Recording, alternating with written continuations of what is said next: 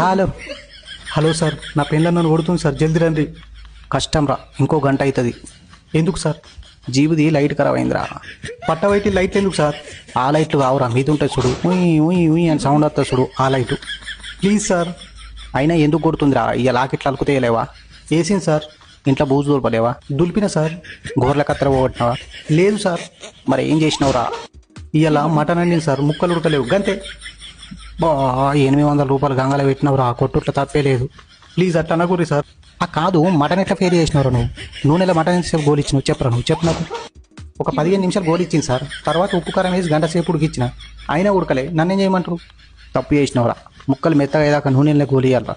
ఆ ఉడికినట్టు అనిపిస్తేనే ఉప్పు కారం వేసి నీళ్ళు పోయాలి. తర్వాత నువ్వు గంట అవసరం లే, ఒక్క 20 నిమిషాల నుంచి వేయాలి, కూర అయిపోతుంది. ఇప్పుడు ఏం చేయాలి సార్? మేము వచ్చేదాకా సద్ద మీద దాక్కో. ఒకవేళ దొరికితే ఈపులు ఎంత గుద్దు కానీ సాతిరా గుద్ద కదా. ఎందుకు సార్? చచ్చిపోతాం.